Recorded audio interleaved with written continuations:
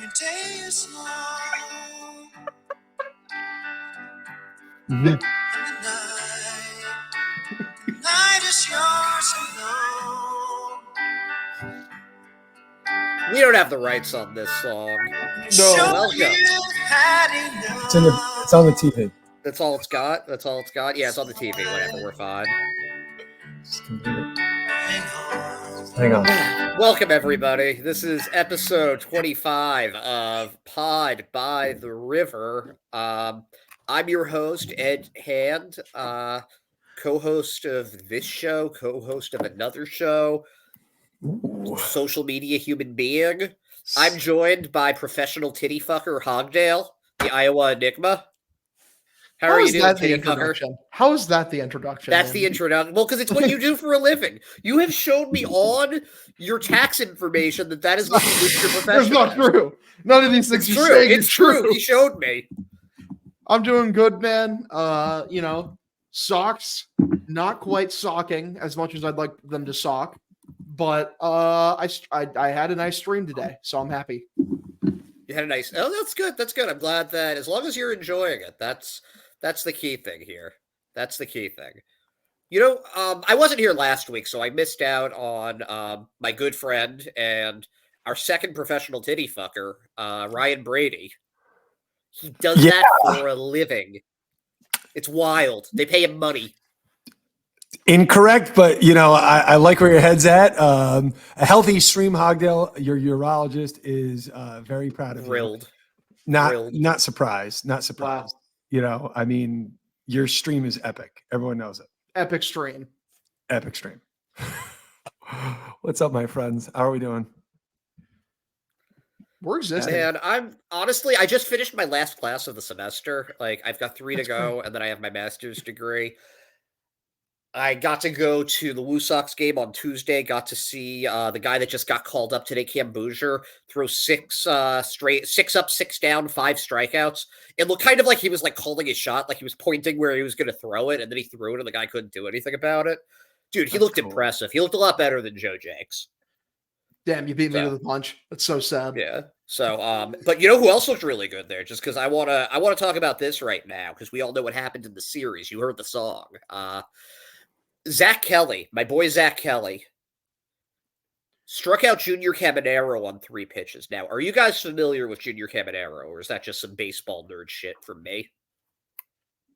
I believe he is a prospect extraordinaire, is he not? He is the top prospect on the Rays and arguably the best prospect in baseball right now. Zach struck him out on 3 pitches. The last one was a 99-mile-an-hour fastball down the dick. He couldn't do anything on it. He looked like a child. But not only that, he's added a sweeper, and he's throwing his cutter a lot more. The cutter's 92 miles an hour. That thing that's like a regular fastball, but he also has that 99-mile-an-hour fastball there. He's already had the changeup, which is his best pitch, and one of the best pitches in the system, in my opinion. This kid, when he comes up, is going to end up a setup, man. I think this is his year to do it. If he stays healthy, we're going to be seeing him regularly in the 7th inning. I like that a lot. Absolutely love to hear it. And happy for Zach because from all accounts, he is a very good dude. Yeah. Yeah, no, great guy. Got to see some other shit there, too, if you want to hear a little bit about that. I saw the new Japanese guy pitch. Oh, yeah. Huge. How do you... I forget. I knew how to pronounce it at the game, and just do I need to see it in front of me. Just do it. Do what it feels right. Just let it flow. Let me look it up at least so I'm not just, calling him, Hirokazu Sawamura or something. Hogdale does know how to say it. Yeah. He does. Naoyuki Uwasawa. That's correct. Almost. It's now Yuki Uwasawa. Oh, okay. So I was a little too phonetic there, but yeah. I watch a lot of anime. Dude, he was an interesting pitcher to watch. He was kind of a throwback, Brady. I think you might get a kick out of seeing him pitch just because, the fastball topped out, I think, at 93. He was throwing a lot of 91, 92, but he had 5 different pitches. He had kind of that herky-jerky juke move on some of them. A lot of movement. He seems like a pitcher, like a real pitcher. I don't think the stuff is necessarily going to play. I can't see him being more than a number 5 starter, just based on what I watched at the game. But he was interesting. He really seemed like he was interesting, and I could see him being a decent depth guy. I don't know, like who does that describe to you from like Red Sox of days past? This kind of sounds, I mean, oh God, this sounds like a junk ball. I mean, I almost get, does he have movement on it? Yeah, some of the pitches do. Like a Justin Masterson, kind of like a crafty, not a hard thrower, in any way, shape, or form. But if you're going to keep hitters off balance, does he have funky delivery? Sometimes it's not like on every pitch. He kind of like alternates his hand placement and stuff. I find that wild. Just knowing like with my son how hard he works, that the fact that you're changing arm slots and delivery, like it's so hard to keep one thing straight. And he's like, I have it now, right? Like, that's crazy. You know who? So you know who my initial thought was, but the only problem is he's not left-handed. Brian Johnson. That's a guy you'll remember, Hogdale. Good old BJ. Good old BJ. Love me some BJ. Love it. What man doesn't? This is my horniest episode, by the way, guys. Like completing classes apparently makes me horny. Well, there you go. I mean, first off, congratulations. Like that's Thank you. Good 3 shit. to go. 3 to go. I will be so happy. So yeah, I guess I'm kind of beating around the bush with all this minor league talk. Dave Bush. Yeah. No, I know the Bush is more fun than the Dave Bush. I don't want to deal with Dave Bush anymore after what we've seen. No, but the Red Sox lost another winnable series. Like, would you say that there is a universe where they won 3 out of 4 games? Sure. Yeah, probably. Yeah. I'm going to tell you the 2 universes I think they would have won 3 or 4 games. Okay, you ready? I have a sneaking suspicion. First one, Trevor Story didn't get hurt. That'd be cool. That's universe 1. Actually, there are 3 universes here. Okay? But that's universe 1. Trevor Story didn't get hurt. They win 3 out of 4. 2, the universe where Alex Cora was allowed to put Cedar Rafaela at shortstop. And I'm just saying, I don't think that that's a Cora thing. I think Cora, if we've seen anything from him, he's willing to win now. Even if that means grinding a reliever into dust. He's willing to do that to win now. So I think that something that straightforward that we all know, this is higher up. This is someone else. So that universe where they put Cedar Rafaela at shortstop, that's another universe, I think, where they win 3 out of 4. Maybe 2. Maybe only 2. Maybe they split it. But this is a good team. This is the Cleveland Guardians have the best record in baseball. They're good. They're good. They have Jose Ramirez. I'm going to give them that they are a good baseball team.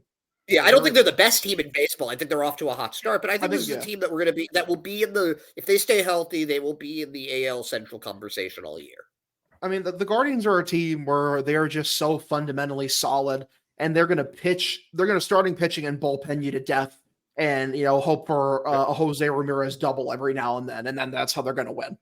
I don't think it's hope for a Jose Ramirez double. That's the thing, is that Jose Ramirez does what's expected of him, and he does it at a discount. No, because he's so good. Is there a player more efficient than Jose Ramirez? I don't think so. I don't think there's a player who's more consistently underappreciated and underrated than Jose Ramirez. And good at everything. I mean, I don't think there's an argument to be made that there's been a third baseman more consistently good than him like the past 7 years. Like, yeah. And every year.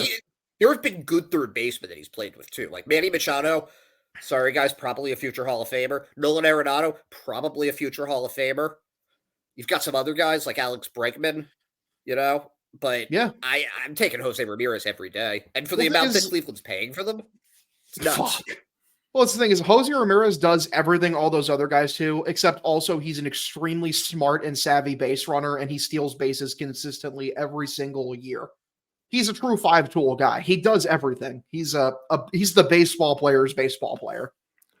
Can I just? I've been going to some dark places today, right? Like I don't know. It's rainy here in New York, and I got to be honest with you. I started thinking about how I'm fucking had enough of John Henry, because there are players like Michael A. Taylor, right? If he's on this fucking baseball team right now, he's playing center field. He gets on base a little bit. He's got some speed. Right? He's got some pop. He's off to a reasonable start. and then say Don Raphael is inner center field. And this, you could have done this. Like, we're still fucking okay. The offense sucks. Like, I know the defense sucks. Like, I get it. I'm not even trying to, but like, I live in a world where Tanner Houck has to pitch lights out just to get a fucking win, because heaven forbid he get more than 2 runs. The offense doesn't click. There's too many shitty quadruple A players. There were moves around the margins, Ed, that you talk about a lot. There's like those subtle moves to supplant what could have been, and to have not foreseen injuries on certain guys is just obscene. Or maybe Wilyer Abreu wasn't ready. I'm not saying he's not, although that he booted another fucking ball right field again the other day. That's getting old. I'm going to say it for me. It's getting a little old now, because you ain't hitting your weight. Not that Emmanuel Valdez or Pablo Reyes either, but like, we have too many fucking easy outs that also play horrible defense. Like, just play defense or hit the shit out of the ball, but we have neither. Why the fuck is Michael A. Taylor not in the team? Why is Elvis Andrews not in this fucking baseball team? Well, These are questions I don't understand. Why was Tommy Pham not signed? Why was Elvis Andrews not brought in? We're actually you're getting a little Sorry. bit. No, because that's a good segue for number 3. Alternate universe, where the Red Sox are now at least like 11-9. The Red Sox did any move to get any middle infield depth during the offseason. Anyone that could play shortstop that isn't actually a second baseman. Wait, Ed, are you telling me that Pablo Reyes isn't depth? Are you telling me that Pablo Emmanuel Reyes Valdez isn't real actually, depth? I think, yeah, he's great as your 26th man on your bench. What is Emmanuel Valdez, Bobby Useless player. Dahlbeck, David Hamilton doing there? What are they all doing there? Also, They're not real none of baseball these players. guys are shortstops. Nope. That's the thing. Like, listen, you can hide a guy there for like a game a week or something. If Pablo Reyes is playing shortstop once a week, I don't love that, but I like Pablo Reyes. I think of these guys that people complain about, he's the one that I have the least issue with, just because in his role as an actual utility bench piece, he's pretty good. But as an everyday regular who needs to like carry the veterans load, he's a veteran on this team compared to some of these guys. Like, it's Everyday kind of wild. Everyday player Pablo Reyes is a useless, garbage, clueless player. Genuinely. So after Story goes down, you've got Trevor Story, right? So he's really good. He's really good. You lose this guy. You see immediately that the defense is breaking down, and you need to put your best option there. So what do? You leave your best option in center field.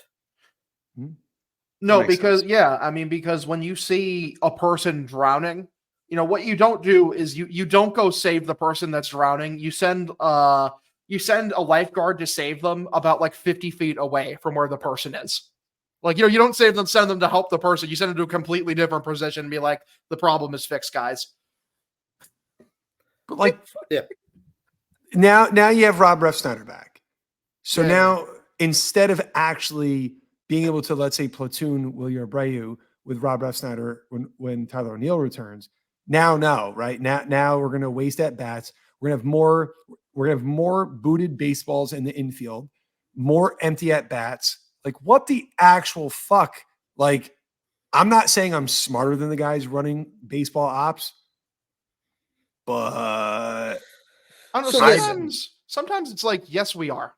Sometimes it really is, yes, we are. Because fucking any brain dead idiot Red Sox fan could have told you, Don Raphael should be playing shortstop for days now. How many games does the team need to consistently light on fire before you're like, oh, you know what? Let's do the fucking obvious smart solution. Right. Like, come on. Well, can I just ask you guys? Can I ask you guys something here? So you look at this roster. This is what I was going to get into. We've got David Hamilton. Boo. Can he play second base? Kind of. What's his biggest flaw at shortstop, though? Like, for you guys, what's his biggest flaw? Playing the position. Right. No, but specifically, like when you see. Yeah, ground balls. I actually disagree with you guys. The thing for me, consistently really stepping on bases, you're right. That's a pretty fucking big problem too. He has no. Well, it's because let's go to the root of the problem with it. It's that he has no arm strength, so he has to overcompensate on every single throw that he makes. That makes it so he's already thinking about going into that stupid crow hop before he throws the ball. Also, his before footwork, he even gets to the ball. Complete mess. Yeah, he's overthinking because he's thinking about everything except for what he actually has to do. I don't know why you have him at shortstop. Put him at second. Take his mind off of things. He doesn't have. He's athletic. He doesn't Dude. have. He has good range. He just Ed, when Valdez tried to turn that double play by himself, David Hamilton tried to single-handedly stop him from getting a fucking out at second before throwing the ball to first. He fucking put him off and got in his way, trying to trip him. I'm not totally convinced this that's dude not is a what double happened. agent. He's a That's fucking not what double happened. agent, man. That's not what happened. You know what? You know how loyal he is. He didn't want people to think that Emmanuel Valdez was a competent fielder to the point that he was willing to sabotage that one play. He was going for the long-term victory. Sometimes you have to make sacrifices to win, and he did not want the Emmanuel hive mind to come back. Dude, like this is rivaling. This is rivaling the worst of Kike Hernandez last year, man. It really I was is. just thinking that this morning. I was like, we're like fucking time warp. The outcome's the same, just the names have fucking changed. That's all. Like, I'm sorry, you can't. Well, what's the common denominator here? I'm serious. Like, what do you think is causing shortstops to forget how to play shortstop? They're playing out of position. You keep playing dudes who aren't shortstop at shortstop. That's the one. So why haven't they gotten a shortstop? Good question. I mean, Elvis Andrus, again, to every single person, Cheap. It still applies. My tweet still applies. Elvis Andrus could be a Boston Red Sox tomorrow. Cheap. I'd rather they just try to bring Andrelton Simmons out of retirement. I don't trust Andrus's glove anymore. I don't care if they can hit. I need a guy that is Elvis going Andrus to was make great everybody last year else defensively, better. brother. Hold on. At shortstop? Yes. I'll pull the Savant page up right now. All right. While he's pulling the Savant page, I'm going to go ahead and tell you right now, I do care just a little bit if they can hit. All right. Here's the problem is I'm going to redo this lineup and ask if you went to spring training game today, if you would be happy with the roster for players in spring training. Okay, let's hear it. Jaron Duran. He's good. I like Jaron. He's having a great year. Jaron Duran. Yeah, he's awesome. Tristan That's Cassis. Player. Tristan I Cassis. like Cassis. That's cool. I like that they're batting him second because he draws a lot of walks, so he can get on in front of the number 3 hitter. Which is Wilyer Abreu. Huh. That's He's a so if hitter. he was righty, that actually could make sense. O'Neill, yeah, I could see that working. He's lefty, okay, but maybe they're just a little heavy on it. He's been swinging the bat a little better. He sees a lot of pitches. Yep. So our cleanup hitter, and yet now the 4th lefty in a row, Emmanuel Valdez. What? Why is he there? Okay. That's all and I guess he has some power, but like he's hitting like what 170. But he shouldn't be batting. It's like you're maybe 7th, maybe 6th, but not 4th. No. Hitting no, and also 5th. that's 3 lefties in a row. What are you doing? No, that was 4. That was 4. Oh, right, because Duran's lefty. Okay, so you're just going lefty heavy on Carlos Carrasco. It's a strategy. And now we go with our first righty in our DH, Connor Wong. He genuinely should have been hitting third today. Genuinely, considering why ahead of him. I get that you can't have that many lefties, but why would you put Yoshida? Carrasco's the kind of guy that Yoshida, if you want to wake his bat up, that's actually a good guy to start against him. Jokes aside about Yoshida, I need him to have a breakout game. I need him to go nuts on somebody. And by the way, I can see that. Why aren't they starting him as the DH? Surely he's in left. I would like to say it, but our number 6 hitter though is our starting shortstop, David Hamilton. Another lefty. Batting 6th is a complete joke. Our number 7 hitter, lefty. Our third baseman, no, not Rafael Devers. We don't have that. Pablo Reyes. Those should be the 8-9 guys. Genuinely. Yep. Reese McGuire catching, hitting 8th. He should have been batting 4th. Why is this is such a weird lineup? And then Cedon Rafael hitting 9th. I mean, I like that. I'm okay with Rafael. He can't hit shit right now, and he's very fast. Fair enough. What the fuck is actually going on? I'm not ready for this. I was not ready for this at all. That collision. I don't think you could have cooked up a single more damaging collision than Devers and O'Neill running into each other. That's as bad as it gets. Like genuinely, I don't think you could have fucking ruined the lineup more than by having that collision. Who would you like to collide? Who would I like to collide? Like if they were to get hurt, I'd be okay with it right now. I mean, that is Bobby and Emmanuel. Yeah, any combination of who's playing the middle infield right now. No, I don't want Pablo to get hurt. I think Pablo is very useful to have when you have functioning guys elsewhere. I don't need the other 3. Dude, he's been useless. He's been useless everywhere. Defensively, when he gets on base, at the plate, at every phase of baseball, he has been a useless player. which But is we've funny. People haven't put the spotlight on him because he's alongside like 3 other useless baseball players. It's horrible. Right, he's the best doofus. Fuck, is he? Bobby at least plays competent defense. Yeah, but Yeah. not middle infield defense. I'm just. He played. Papa played third today, and he fucked up a throw. I'm like, what Yeah, no, the- he shouldn't be playing third base ever. I agree with that there. But that's the thing. It's another second baseman. And All I of kind of these second feel. basemen they're trying to hide there. What's that thing? You know, that syndrome, like when you fall in love with your captor. Stockholm syndrome. Ed's got that, and Pablo Reyes has you. Yep, this is it. Like you By the have way, Come Pablo on, Reyes. you don't forget you already are forgetting his 2 months last year. He was responsible for the single best moment of 2023. Ed, here, There's not a lot. So I have Yeah, the that was savant a great numbers moment, pulled and I up. was at that game. I have the savant numbers pulled up for Elvis Andrews at shortstop, 90th percentile, outs above average. That's That's Elvis pretty Andrews good. last year. Okay, I don't know why they're not bringing him in then. Like I really It makes don't. no It's kind of- sense. it's so dumb. It's so dumb, and it's He's so right too. like this was avoidable, right? Like there were a lot of guys looking for work. there There still were are. a lot of guys laid into it that would have taken minor league deals. It makes no fucking sense, man. If they're so diametrically opposed to playing Saidon at shortstop, sign Elvis Andrews. He's right there. You can get him for a bag of Doritos. Fucking pull it together, guys. Holy shit. It's not hard. Or at least bring up like a Nick Sogard or something and get someone else that's kind of paid their dues in the minors, right? You know? Someone like Sogard would be useful. He can play every position. He does a little bit of everything. He draws walks. He's fast. He hits a little bit of power. Switch hitter. Like Bobby Dahlbeck still has not. You know what he really don't, has I going- don't know what they're doing. Bobby He's- Dahlbeck he- still has not gotten a hit, correct? No, No, doesn't he do walked that. once. So Mazel Tov, Bobby. But Dude. Like, You know what Nick Sogard is? He's not David Hamilton and he's not Emmanuel Valdez. At least agree. it's something different. All right. Let's at least try. Because this shit ain't working. dude, I can't do it every game. I can't do it anymore. Fucking can't. It's I hurting can't me. keep watching these games where completely awful shortstop play loses the Red Sox game single-handedly. Can't you do know it. what we're going to do then? Because we haven't done it and it didn't even happen 24 hours ago.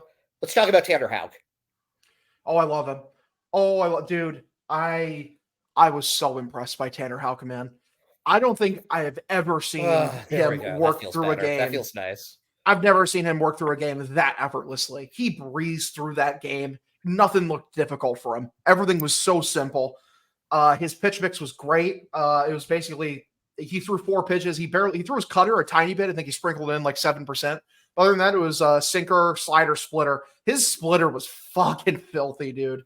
It's And just it didn't used to be. He didn't use No. the splitter took a step this year because it used to be a very hittable pitch. you used to see flashes like once every 3 games. You'd see a really good splitter, and you'd be like, "Oh god damn! If he can just learn to throw that consistently." And now he's learning to throw it consistently.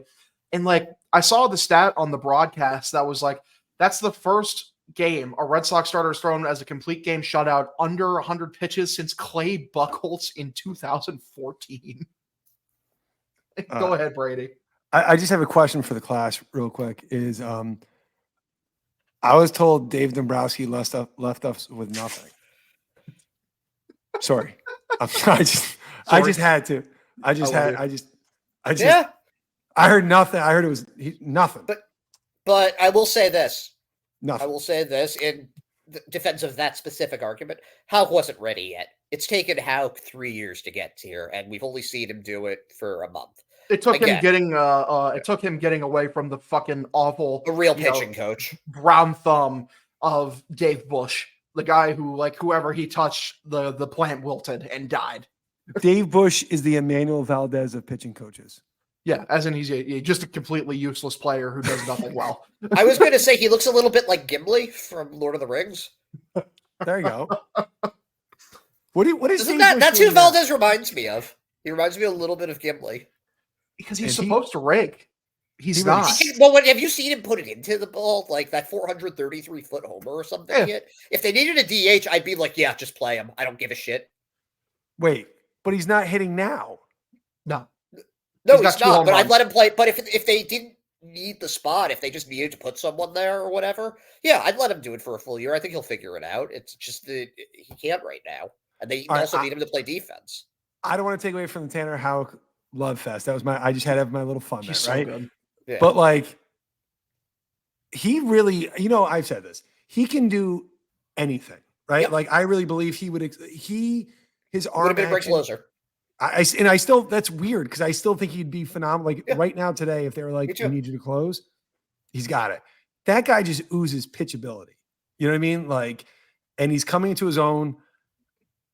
To see 94 pitches too, which is so economical, like not wasting your pitches on a It was a night Maddox. it was great. Which I didn't Attack know the that was a zone. real term. I didn't know that was a real term, but it's a I heard it Maddox is before. when you throw a complete game shutout with under 100 pitches. I mean, yeah, man. He was impressive. He attacked the zone. He was confident in his stuff. He's like, fucking, my stuff is great tonight. These fuckers cannot hit it. I'm just going to keep throwing it for strikes. And like, yeah, everything was like weak contact. It was beautiful. It was like him really putting it all together. And it just, he makes everyone who said he was a reliever looks very silly, Yeah. including me.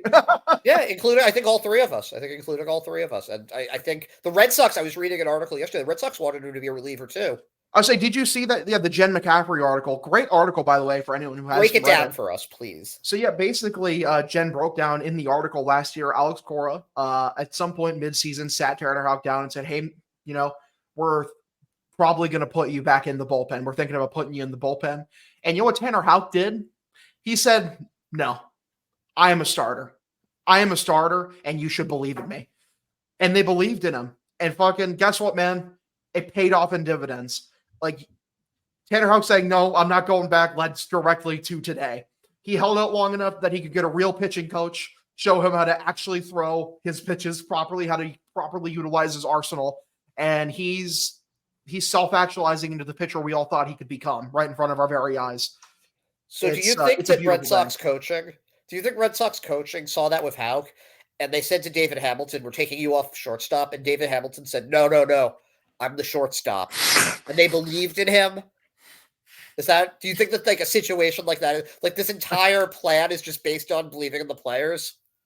I think you have to have like real innate talent to get away with it, which I don't think David Hamilton has. I would fucking watch on pay-per-view the meeting where they sit down and they tell Bobby Dahlbeck, like, you are not a major league hitter. And he's like, No, I am a major league hitter. Yeah. All right. I think the funniest thing about Bobby Dahlbeck is like the rumblings of last season when he was in AAA and he was unhappy. It's like, I got a raw deal. It's like, dude, you got like more of a run than like 95% of minor leaguers get. You played a full 162 in the bigs and couldn't hold your spot. That's on you. You weren't undeniable. That's you. You why fucked is up. he still here? Like, for That's real. the part that I don't like. He should be like just as like almost like a mercy kill, like just Yeah. let him go to another organization, give him the scenery change, give him a fresh narrative. How see much what you've run got. does being a good guy get you? I Like, don't know if it's even be like I don't have an issue with Bobby or anything like that, but I've never seen him as just like being like. Listen, there are guys in the clubhouse, especially in AAA, that are just really good guys, and they're decent enough players, but they're guys that have long. You ever wonder why a utility guy will have a longer career than someone else? It's because they have those intangibles. They're just good team. they're glue guys. They're people that you want to literally. be around. And I never got that impression from Bobby. He was giving like Pablo Reyes a shoulder massage today in the dugout. I just That's don't. As why good a he's- teammate as you can I get. just don't. I don't get it. I really don't. Like, so what? He's gonna be Reyes' servant, and that's gonna keep him on the team. I don't see it. I was just thinking, when you said ship him off to another team, like the Yeah. Viking funerals where they put you on Yeah. a wooden boat and they just they push him out and then they do like the flaming arrow and they just shoot him. Like, I kind of feel like it's Viking funeral time. For You know what's Bobby. gonna happen? They're gonna finally do it, and then the team. He's gonna go to the team that they're playing that week, and he's gonna hit a walk off like 2-run homer or something. first hit in 185 games. Yeah, and it's just going to be like, it's going to be the awakening of Bobby Dahlbeck. He's going to win a couple Silver Sluggers, a couple Gold Gloves, be like a 5-time All-Star. You know, like they just don't want. Ed died. Rip. I know what he was saying. He made a good point that, he doesn't want just completely exploding in the Red Sox face. Like, I hate my internet. I hate Jeffrey Springs. Yeah. Jeffrey Springs Part 2. The hitter version. Can I just? Oh, go ahead. No. Okay, I just want to interject. I just want to say something real quick because I wanted to put this out there. Is a lot of people I've seen some gutter dwellers, some sewer dwellers, going after Raffy for like missing games, and I need Red Sox fans as a whole to stop and take a lap. Let's not. Okay, guys, some people are saying, like, why does he play yesterday? Why did Rafael Devers play yesterday? Because he fucking loves this team and he wants to be there for his guys. And that's a good quality. Rafael Devers is a guy no one should ever accuse for not having a heart and not playing for this ball club. This is a guy where I give him basically full benefit of the doubt on anything because he wants to be there, like out there as much as he possibly can. If he can go full 162, he'd go a full 162. Cora likes giving him his off days. I can guarantee you he fucking hates them every time he gives them to him. Yeah, he was out there banged up because he wanted to be out there, man. If anything, it's a key. Keeley attributes to the kind of character guy he is. It eats him alive that he can't be out there. Like, he sees how much this lineup needs him. He wants to play for his fucking guys. Anyone who is shitting on Rafael Devers, you completely lost the plot on what is wrong with this team. Fucking take a lap. He's also playing with like bullet holes through his knees and his shoulders. So like, that's not cool. He's wounded and he's playing through it for your entertainment. So yeah, no, I don't understand. I love Raffy. I don't understand the narrative of Raffy being lazy. He doesn't look overweight. He looks like how he's always looked. No, and like when you look at his anchor arms, you're like, this dude is very clearly in shape. Like, this is just his body shape, man. It's fucking like, and it's hard. You can't craft the lazy narrative. It's dumb. This is a dude who each of the last 3 seasons has played at least 140 games for the Boston Red Sox. He's like one of the most consistently great players this team has had ever. He's rock solid every year.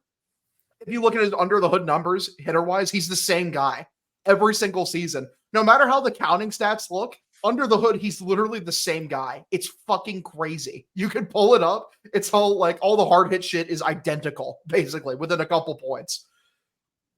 He's the rock of this team. Which is, it makes sense that the rock of this team, when you see when he's out, how fucking useless this lineup looks without him. Well, and Tyler O'Neill also, let's be fair. O'Neill's been the best hitter on the team, and him getting that concussion is definitely I'll say this with all of it. Of the guy, I think William Abreu has stepped up a little bit in the last couple games. I think his bat has looked a lot better. I think every at bat he has, I swear, goes to a full count. So even if he strikes out, you're still tiring the pitcher out a little bit. Also, he may have had He's that not there yet. He may have had that one flub where he kicked the ball, but he improved very much defensively this series. He made a very nice sliding play today. And almost made a very good throw out at third base, like very strong arm. Great arm. I've been impressed with how he's looked recently, honestly. What's killing me, and I don't give a shit if I'm repetitive here, because I can't anymore. I can't just let the love fest for Masataka Yoshida just fucking keep going. I can't, because at some point in time we actually have to be able to judge a player on what they're doing, not the vibes, not the aura, but the actual production, right? This is a team right now that has Tyler O'Neill and Rafael Devers and Trevor Story out. You are the active right now with Lucas Giolito out. You are the highest paid active player on the roster. You're not playing, right? If you're hurt, I haven't read not a damn word about an injury report in any way, shape, or form.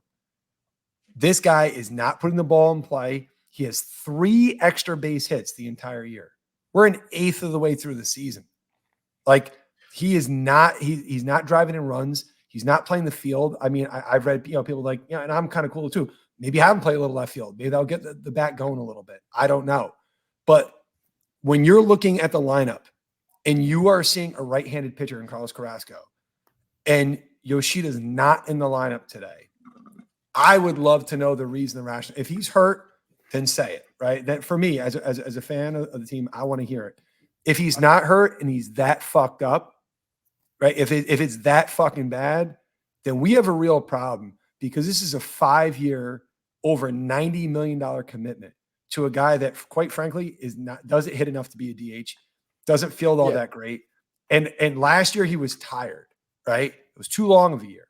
Now he's a slow starter. This seems like He a was lot a of slow. excuse- Oh, hang on a second. Hang on a second. He was a slow starter last year too. We had this exact same conversation. Someone pulled up the Then numbers He for went nuts this. in Milwaukee. He went nuts in Milwaukee, and then he got tired. Yeah, he got tired at the end of it. But this is not the same situation. No, someone pulled the numbers through this We exact. needed to go past this last year. That's all I'm saying. Yeah, someone pulled up the exact numbers for like this exact same amount of time last year. They're the same. It's like he was equally as feeble for this time last year. But last year it was, travel, World Baseball Classic. No, he was a slow starter in Japan too, though. For the first month, it just takes him a bit to get going. Okay, How about one more month before declaring him dead? Same. Listen, if we're at the end of May and he's still starting up, like no, I'm not saying that there's not room for improvement. I'm just saying if last year, and if clausal phrase, if last year is as good as it gets, it was a big fucking mistake. It was a big mistake. And if the rest of the league in baseball looked at it and said, "Wow, that's a huge overpay," then they were right. Right. And every general manager makes mistakes. This is not even a Heim bitch fest here, but I want more from a guy. If you're strictly going to be a designated hitter, then I need more, a lot more. Okay. Let me ask you something. Sure. Let me ask you something. If we end up getting 5 months instead of 3 months of his production from May until July, like late July, remember, like he was a legitimate batting champ contender for a decent portion of the season. He was hot for a while, sure. Yeah. If he stays, maybe not that hot, but let's say he ends the season hitting like 310 with 20 homers, 35 doubles. Is that worth it for you? I don't know for 20 million, honestly, even 18 or million. roughly. Is it 20 or is it 18? I think it's 18.6. I don't know, honestly, with the way that DHs are being paid now today in baseball. If he's strictly going to be a DH, I don't know, but I'm not going to be that upset. But you need guys to step up, right? Oh, when Devers is down and O'Neill is down and Story's out for the year, I'm watching Red Sox lose. It's like sometimes, yes, their defense sucks, but sometimes your offense actually has to bail you out. I'm not seeing that. Like that's the problem is, and I'm looking at the lineup. I really can't ask David Hamilton to rescue us offensively or Pablo Reyes to rescue us offensively. But Yoshida, yeah, that's like he's like the last man standing of that lineup of players that you're looking and go like this. That's a high paid player. Tristan Cassis is he's a sophomore, right? That rope is long and lengthy. I'm not even mildly frustrated with Cassis, right? He's great. No. My point is though, if he's going to start a little slow, I get it. Not every sophomore picks up right where they like whatever. Yoshida, it is time. If you're can't contribute defensively, then do it offensively. But you ain't doing shit. I kind of want to go back a little bit to something that you said there. They've had this. I disagree with you. I actually think this team has been pretty resilient defensively. They've gotten to the lead late in games against good teams, against Baltimore, against not the Angels, who they just play, against Cleveland like 2 nights ago, where they came all the way back. Connor Wong is hitting like 387 with like 3 home runs right now. Well, considering the gong show of lineups they're putting up, dude, they scored 4 runs today. They've been resilient. That lineup. The Red Sox in 2 of their last 4 games scored 2 or less. That's real. You should not be expected to win too many games by only scoring a minimum of 2 runs. So half of the games in this series, in 2 of their last 4 games, right? Right. Against one of the best pitching staffs in baseball. Okay. They have been shut out in 2 of their last 6 games, completely shut out. I'm just being real. Like at some point you have to go like, yeah, you don't even give you. So they went through, they scored 1 run against the Orioles in a game. They had another game, 1 run against the Angels, 1 run against the A's. You have Yeah, they another won, showing. but how many of those games did they win? How many did they get? Were they just blown out in? Dude, they've been shut out 3 times this year already. No, they're the 23rd best ranked offense in baseball right now. It's not good enough, but at the same time, considering who's out and like who they're playing right now, do we really expect any different right now? The guys who I Also- expect to contribute right now, who are keeping consistently in the lineup, have been. I think Jaron Duran has been very good as the leadoff man. I think he's been an excellent table setter. And Cassis basically, since the end of March, has been what he was last year. He's been great. And then, like, yeah, all the buttholes who are on this team in the lineup are playing like buttholes, like I expect. Yeah, but Reese McGuire is out hitting Reese- Masataka Yoshida. He is Like, like, Reese and Connor Wong. They Aren't both Reese are. and Wong the best offensive catchers in the league right now? Something like that. I'm legally Might not be. allowed to answer that question, Ed. I can't. No, thing is, it's like, yeah, you're right. Offensively, they haven't been good, but I can't say I'm surprised right now. Like, fuck. But there's when you see that they're shut out 3 times out of 20, and you can see that your designated hitter gave you fucking dick, That's right? frustrating. That maybe some of those games are. Yoshida can't be playing for the shitty defense in any way, shape, or form. He's got one job, and honestly, Kenley Jansen has been a more valuable player right now this season so far than Yes. Masataka Yoshida. That's true. Yeah, probably on war. But no I one, don't- it's like, but like everyone wants to rip Kenley Jansen. It's like he's making less than fucking Yoshida. Yeah, that's called being likable. I don't. You know what? You know what I like? Winning. Yeah, you know what? I Like- like my highest one of my highest paid veterans bitching about how how they're not helping him out. You I didn't like that. At least with Oh, no, Yoshida, I didn't like I that. haven't heard Yoshida complain about Jack. You know, I Well, don't. why I don't would think he? Kenley, oh my back, oh my sore back, oh it hurts. Oh, so the much, I baseballs can't aren't good pitch. enough. Oh, Hasn't Oh, he- the God, baseball's look at oh the pitch quality. clock, it's getting everyone hurt. Oh, the pitch clock shot me. Listen, the vibes. I know. Like we got the They're back. vibes. Yep.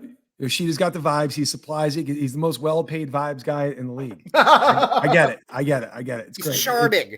He's charming and he's a good boy, Brady. And you stop bullying my son. Also, the funny thing is, like Brady, like you said, even if Masataka Yoshida like has a year where he's like, I don't know, like an 850 OPS, say he hits 20 home runs, he's getting on base at like a 360 clip, like hitting like 290. It's like, even if he has that season, I'd still tell you that Heim Bloom made a mistake signing him because he does not fit on this fucking baseball team. He shouldn't be on That this I team. agree with. That part I definitely agree with, that he doesn't fit with the roster at all. It makes no He'd be sense. very useful for a team that needs a good contact hitter, and that might be a little too righty heavy. I don't know, but yeah. Especially with a team like this log jam in the outfield, which is not going to get any better because Roman Anthony is going to be up within a year. And he drafted Roman Anthony. Like, that's the other thing, too. Like, I'm just not, listen, I don't even want to be that guy because I'm not even mad at Heim. Got it. Because every GM makes mistakes. Like, that's whatever. You miss I'm not fire. even about It that. happens. But, like, I'm just looking at right now and going like this. I need a DH to step up right now. Like, 1,000%. I shouldn't count on Wilyer Abreu to be hitting number 3 in the lineup. But our DH went 0 for 10 in 2 straight games. So what happens if Massa gets hot this week? They put him back in the lineup. He immediately 3 for 4, 2 for 3, 4 for 5. He just goes nuts. Then they're going to start winning a couple of games here and there that they're losing right now, right? I mean, that's the thing. 100%. Do you When think you're- do you think that there's enough time in the season for him to go on a good stretch? 100%. The problem is if you go on a hot streak when the rest of the offense wakes up, I don't know, Tyler O'Neill comes back and they're already putting up runs right now when everyone is down and you're like the last, it's you and Jaron Duran looking around like we're talented. So but- the Connor Wong disrespect here when you're just trying to Fuck Connor deflect from Wong. the fact that Connor Wong is carrying the offense. No, fuck Connor him. Wong is Wong absolutely dong dong. killing the. He's hitting home runs that haven't landed yet over the monster. He's stolen Tyler O'Neill's steroids and he's jacked now and he's just hitting them to the moon. You're just turning out all of your frustration on Connor Wong. And you're taking it to the guy with the even more Asian last name. That's what you're doing. Whoa, good sir. You know I'm legally and contractually bound to tell you this. Connor Wong sucks. True. I need I have someone. to. I need some nerd to go under the hood, like with like Connor Wong's swing profile, to tell me, like, what level of sustainability this is at, or if he's completely lucking his way into these home runs. That's what I need He's to always know. had power. No, I saw him do this in AAA right before they called him up. He went on this absolute tear for the month of August. He got brought up like August 20th, and he was doing so well that he just won Sox Prospects Player of the Month for the entire organization, even though he didn't play the last 10 games of it in the minors. Like it was something like 5 or 6 games in a row with homers. He goes on these runs sometimes. The power in that bat. Yeah, there's gonna be swing and miss, but there's a reason why he was able to kind of climb through the ranks, even though he was probably the lessest of the 3 players at the time. There's a reason he's the last man standing. I mean, He's a good player. I like to see him hit, but Sucks. it's just defensively he's not good.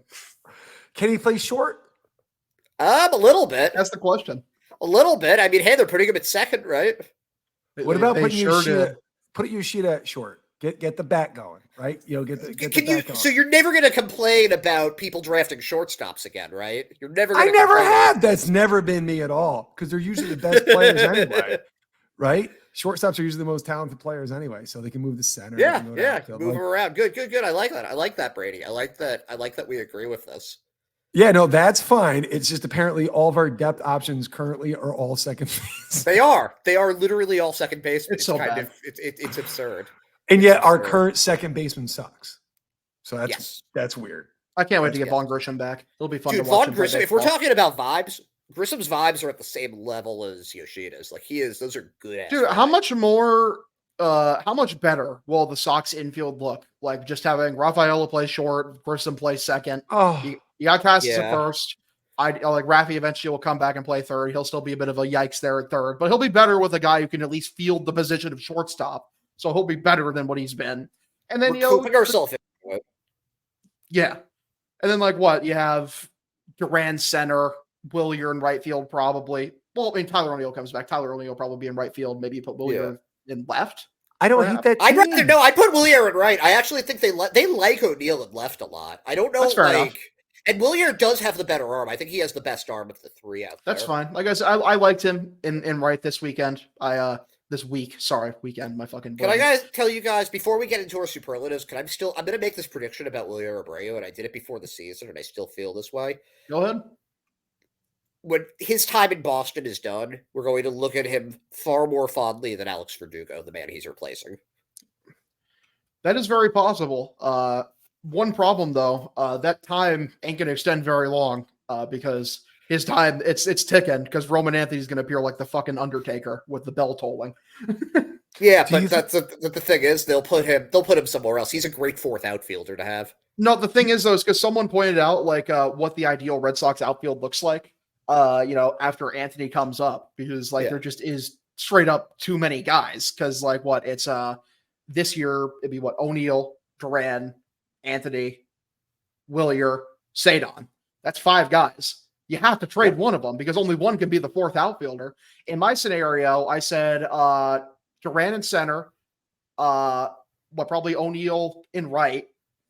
I thought in the situation Sadon would end up being the super utility, and then you'd have Anthony in left.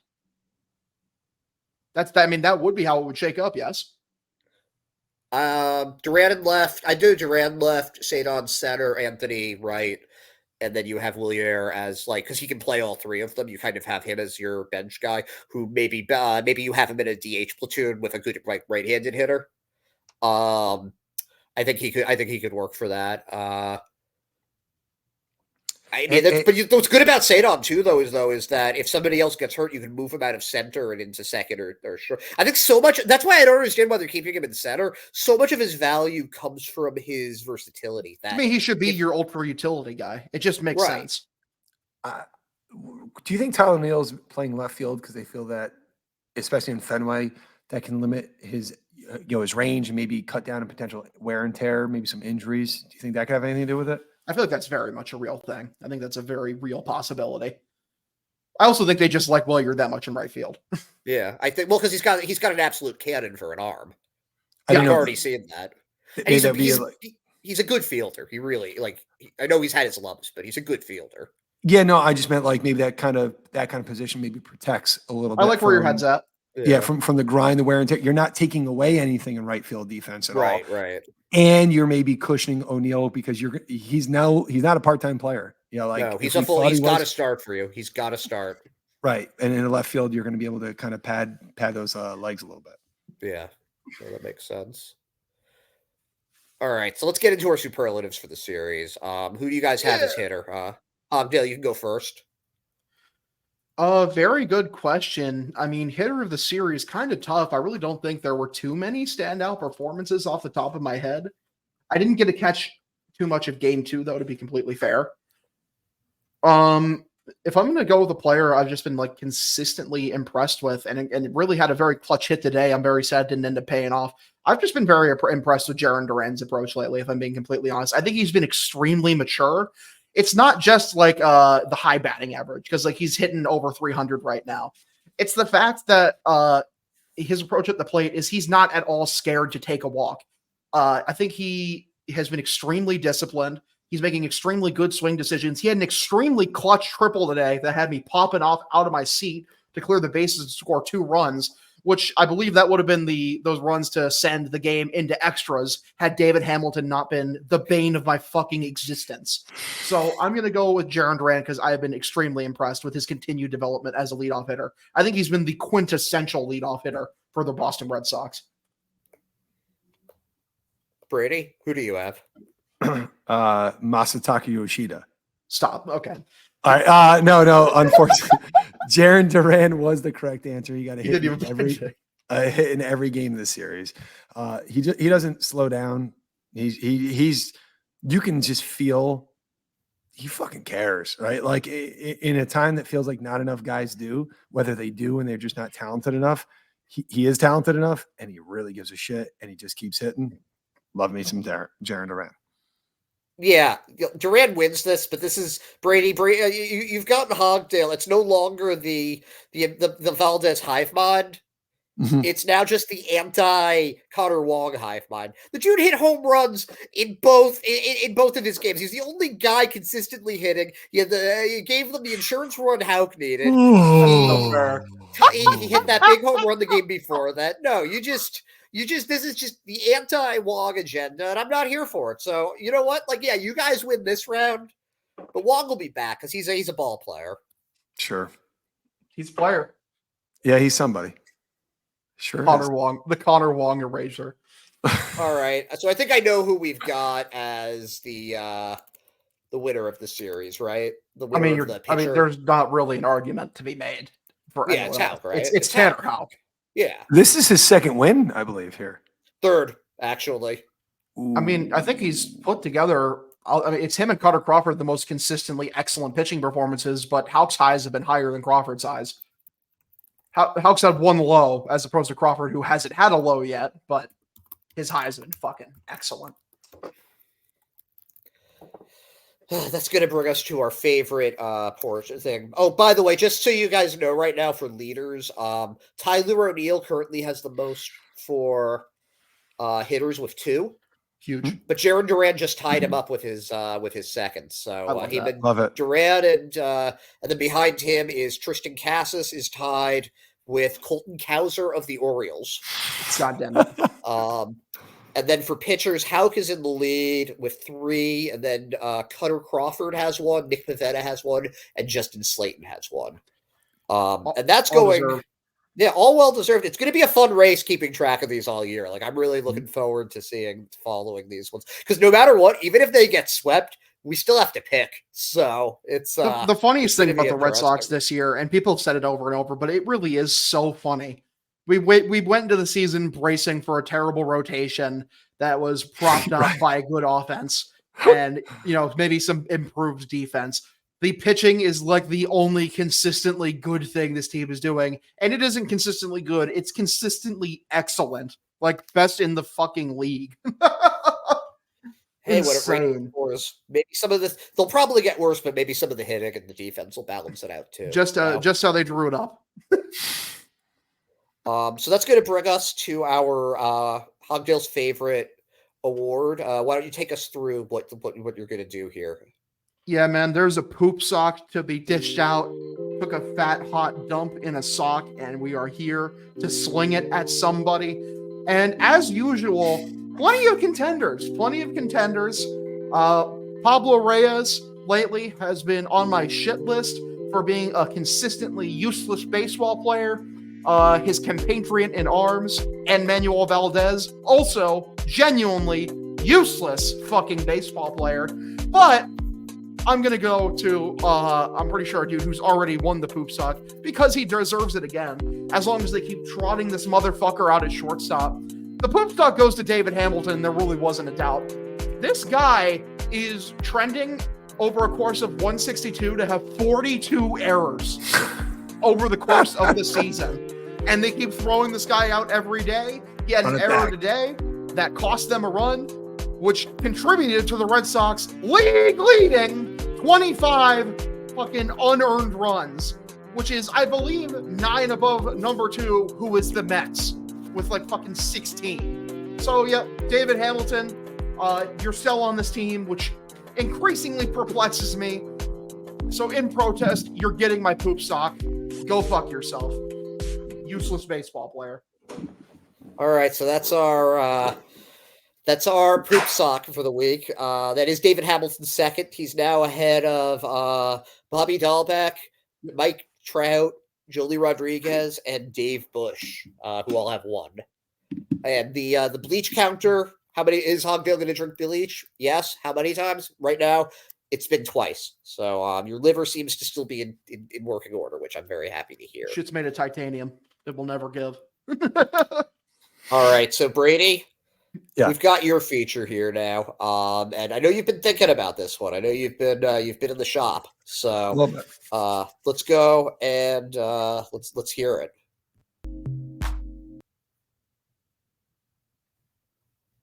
All right, ladies and gentlemen, it's time yet again. It's time for 3 Theos and 3 times. I love it. I need it. I was in the shop. I was working on some stuff here. So we're here. We're together, and this is good. All right. Theo number 1. Balls of steel. Okay. In Justin Slayton, I believe. And if it doesn't fit, we'll make it fit. Right?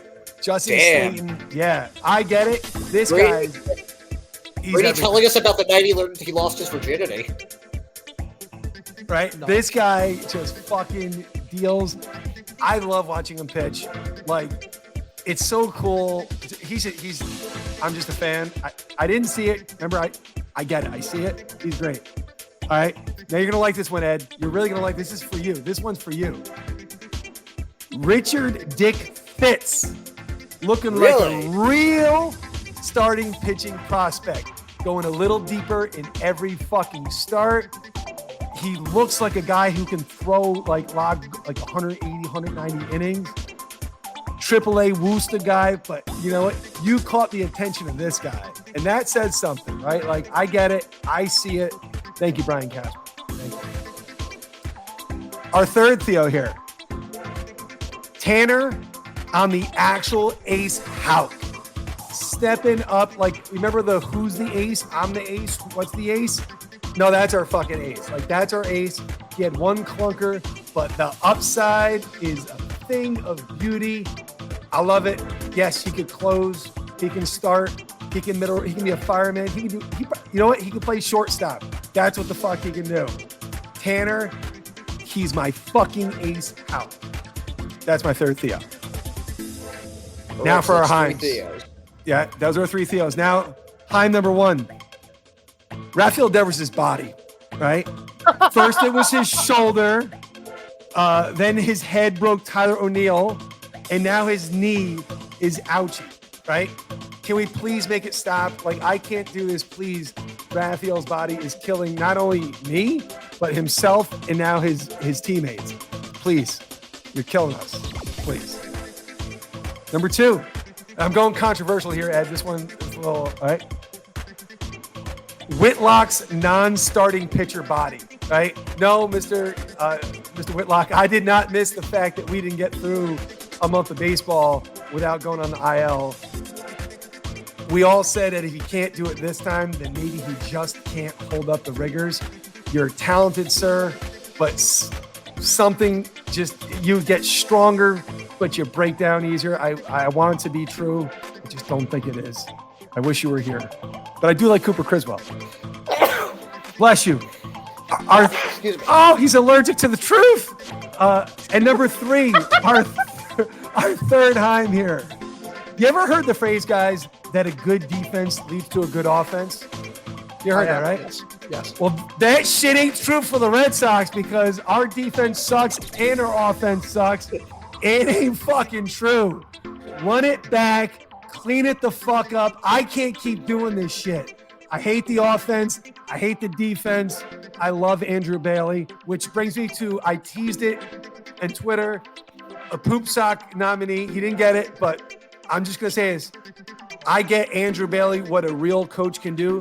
Peter Fatse, my fucking eyes on you, sir, because I don't like what I'm seeing. I'm just letting you know I don't like it. Clean it the fuck up.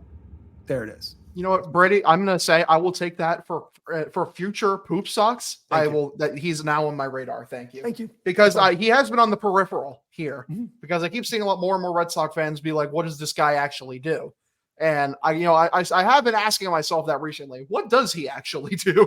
Andrew Bailey shows you what a competent coach or a superior coach looks like. So if we're not going to spend it on players, spend on fucking coaches, please. Can I add on real quick before we move on to like with Rafael Devers' body?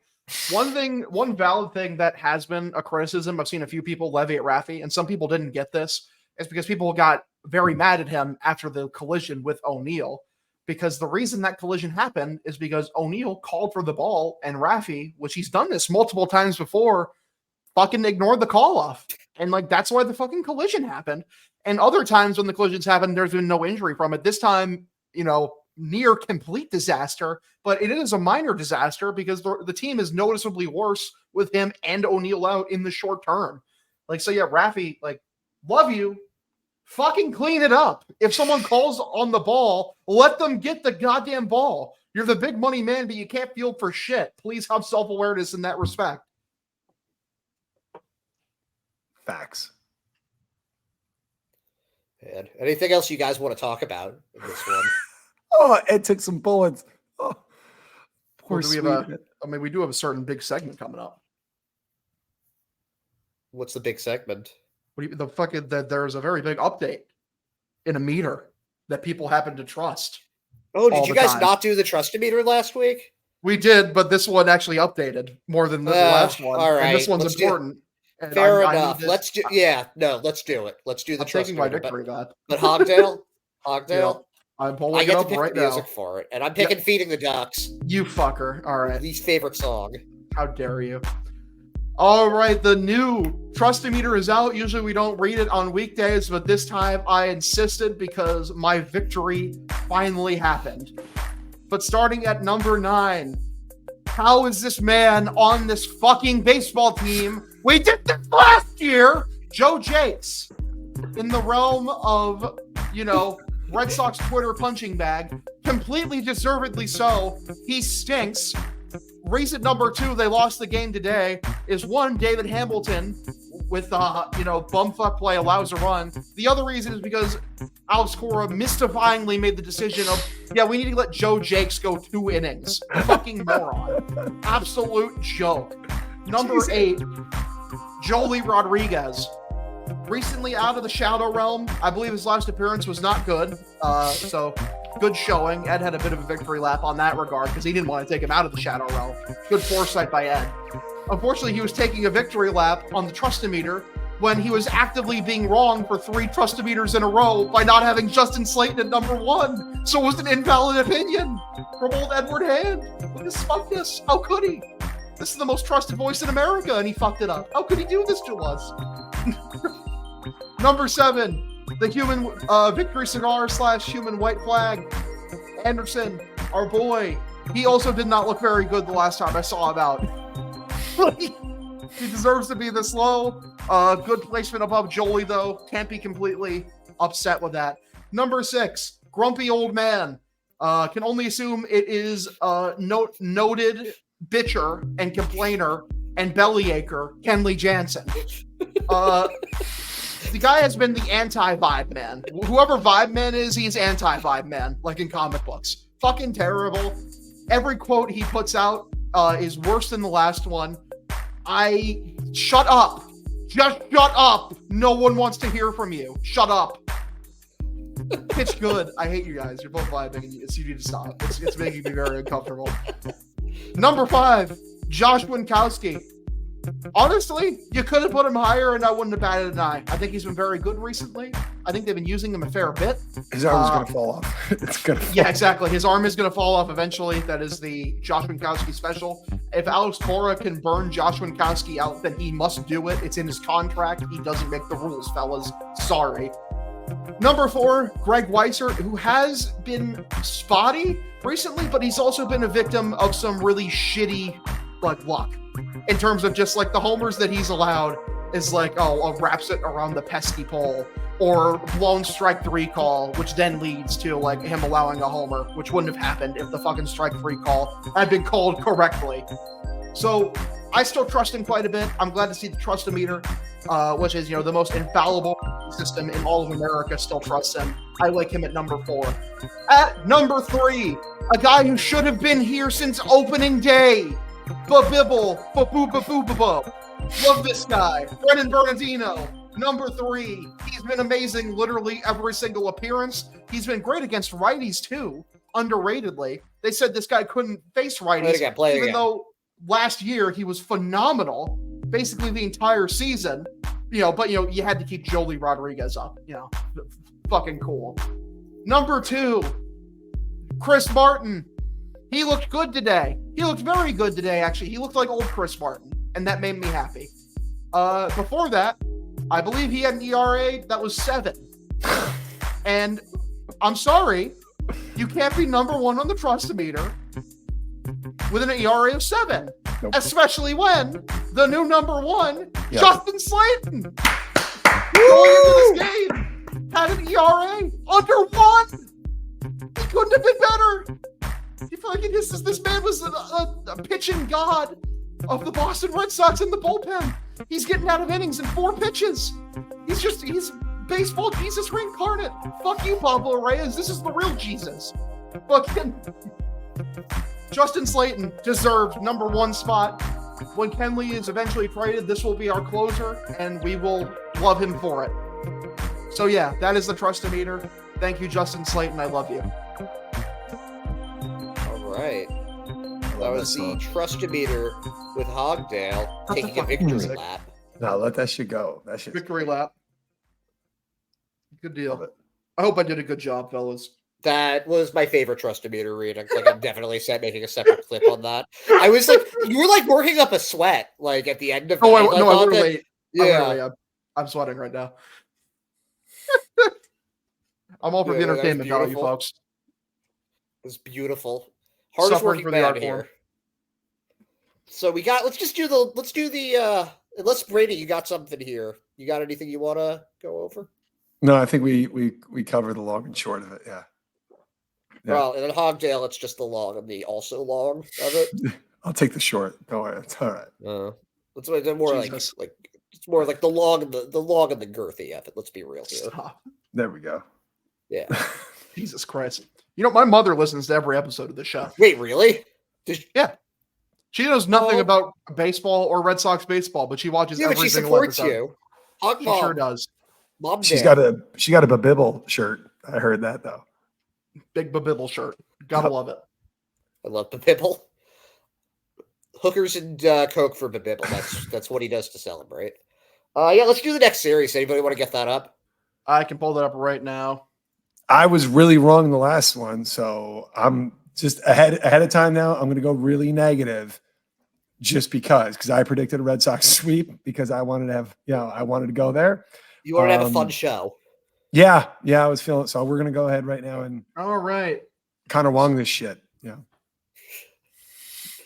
So for some reason on MLB.com for the first game, the Pirates pitcher is TBD, but I believe the Pirates announced who their throwing out there, correct? He's a call-up, right? Oh, Priestley or whatever his name is, Quinn Priester, who is he's the kind of like slapdick that's going to inexplicably throw like a one hitter over like 7 innings and just No, that's my completely sharp betting advice. That's my sharp betting advice for the average consumer listening to this show. Put your entire life savings on the under. Because I think Brian Bayo is going to shove against this Pirates lineup. And then also this slapdick is going to inexplicably throw up 7 innings, like 2 hits, 1 run. Fucking book it. Do you remember, Brady, back in like 1999 when Pedro Martinez and Steve Trachsel of the Devil Rays like went blow for blow up until like the 9th inning, and then like Pedro gave up a single run and that was the game because they couldn't get a fucking run off of Steve fucking Trachsel. Yeah. No, this is I Pedro totally Martinez. I get these vibes. Like the best pitcher ever. This game scares the shit out of me. It really does. Oh man. Yeah, I'm going. Listen, as much as I love Bayo, like I'm going Pirates on this one. It's the Me voodoo. too. Me too. Yeah. I'm taking the Sox. Okay. Fuck you. Fair. Game 2, Hunter Crawford with a .42 ERA. Going up against Mitch Keller, who's kind of struggled to begin the season. He's got a 4.5 ERA, 21 strikeouts. Who's the Red Sox starter? I heard Cutter. Keller. Cutter. Oh, Cutter. He's off to a really good start, but he can't get through 5 innings, it seems like. He always gets stuck between 5 and 6. I'm going Keller. I don't know. He seems overdue, and Cutter seems like he's, I don't know, some return to the mean. The thing is, I think that's not on Cutter on the last start. I think he should have won 6, and Cora didn't let him. Like, he was at like 93. Like, well, I didn't understand why they didn't let him go to 100. I thought his stuff hadn't fallen off quite yet. I mean, yeah, he went 5 2/3. He should have went 6. I think it's just on Cora and Breslow for taking him out on the last one. Genuinely, I think he would have gotten 6 easily. I got the Sox one and Gutter going 7. Boom. Cook. Gotta. Someone's got to rival Houck. For the Sunday game, the Red Sox are throwing out team legend TBD against Martin Perez. Oh, man. I'm trying to think who TBD could be here because I don't think Pavetta's going to be ready yet. I don't think so, right? Because he was on the 15-day, right? When did he go on? Like almost 2 weeks ago, but he hasn't like had any. But like we don't know if he's going to need to take like a rehab start or something like that. So he went on the 15th. He went on the 9th is when he was. So I wonder if we're going to get Anderson or the Japanese guy. If we get the Japanese guy, I'm taking Sox. I'm just telling you right now. Japanese guys on the Red Sox do have insane aura. Yep. Except for He's got aura. He just can't play right now. Okay. I miss Hideo Nomo. I really miss him. I wish he had more than 1 year in Boston. I love that guy. Bring him back. Perez has been great this year, though. Oh, I want them to. No, this is going to be the Rest Snyder breakout game. Ooh. That's what I think is going to happen here. Martin Perez being inexplicably good post leaving Boston just leaves such a sour taste in my mouth. It really does. He's a nice guy, so I'm happy for him, but also fuck you. Genuinely fuck you. I got a bad feeling on this one, boys. This is Martin Perez shoving it up. Perez Day? Yeah. Yep. I think he's gonna shove. I'll take the Red Sox. Well, so I think me and Brady both think they're losing the series, and Hogdale thinks it's a clean sweep. Sweep. That's what we're here for, boys. There you go. All right, so I think that's our last thing for the day, unless anybody's got anything else. Not that I can think of. Let me brush over, see if I can remind myself anything I want to talk about through Twitter real quick. I think Eddie Alvarez is going to be coming up as the first of the utility guys. As much as I want it to be Sogard, I think it's going to be Eddie Alvarez. Why do they hate Sogard so much, dude? What did he do?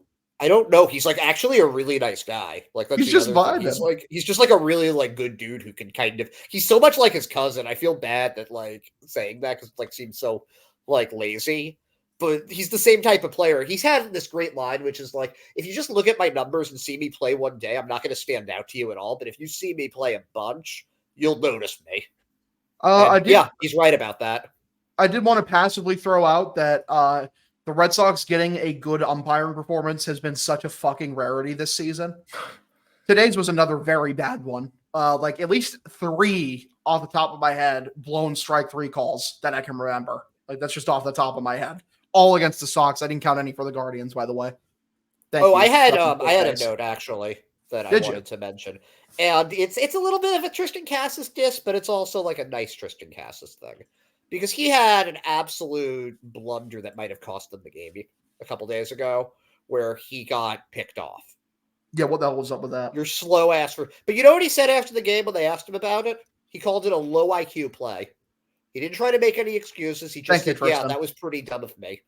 And I don't know, like I like that. I like that accountability. And he didn't overdo it. He just what else is he gonna say? Like, yeah, it was a dumb play. Take notes, Kenley. The fucking dude who's like 17 years your fucking junior, figured it out, but you can't, you haven't been able to put it together. So yeah, looks good on you. Anyway, think that's it. I think so, gentlemen. Cool. Well, It was a good episode. Hopefully, we have a new shortstop by the next one. For the love of God, I'm begging. Yoshida. I want it. I'm ready for it. I'm ready for you, baby.